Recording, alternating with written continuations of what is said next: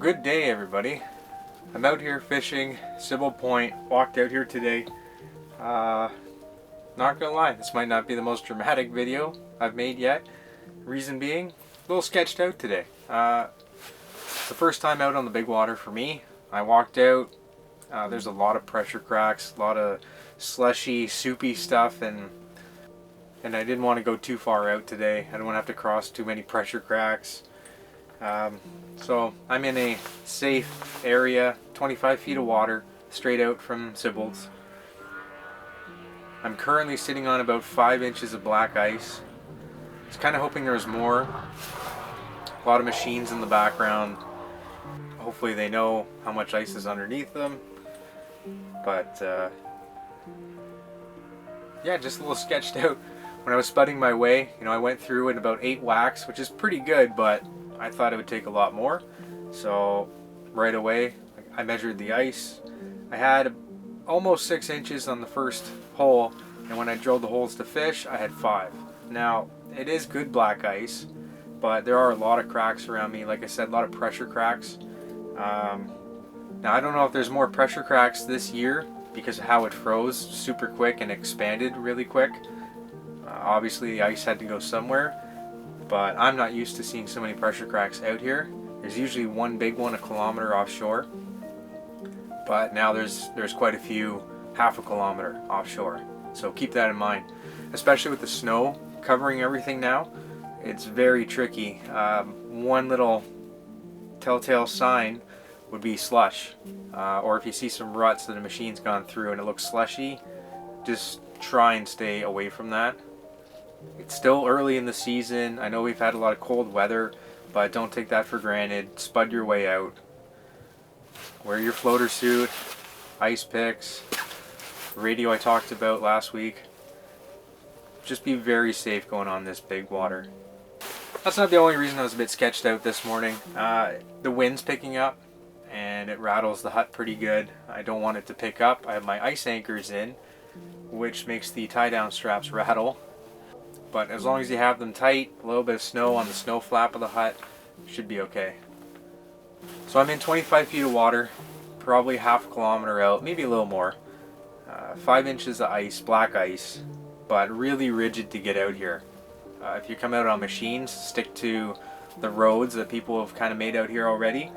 But there's a lot of jagged ice, so be careful on machines. Watch out for them sticking up. Again, it's pretty hard to see them with all the snow. So take your time, there's no rush. If you don't feel safe coming out just yet, wait it out. No rush, it's still early in the season. It's only January 22nd. We still got time to fish, so if you don't feel comfortable, wait it out. No harm in that. I probably would have waited another week myself, but I want to come out here and do a little ice report, and hopefully that keeps everybody safe and keeps them up to date with the current conditions. A lot of people feel safe on this much ice, and there's a lot of people that don't. So no shame in that, wait it out. So right now, because of the weight of the snow on the ice, when you drill a hole, water's going to come up out of it, and your hut's going to have about an inch and a half of water. That just shows you how much snow is across the lake and how much is weighing down the ice. Make sure you have good waterproof boots if you're going to sit out here in it.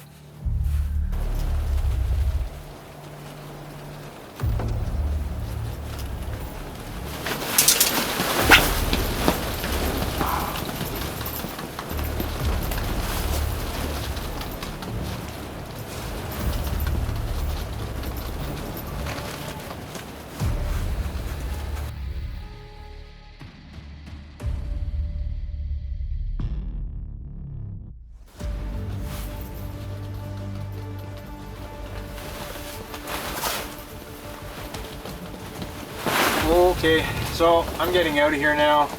As you can see, hut's starting to move. I got 4 anchors drilled into the ice for this thing. I'm not going to sit out here in this. That's why it's very important to watch the weather and the wind gusts.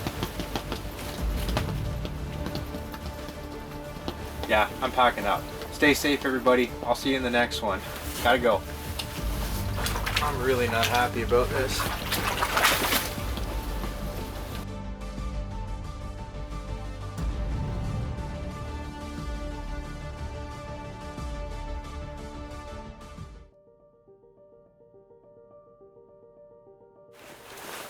So I made it back to shore safely.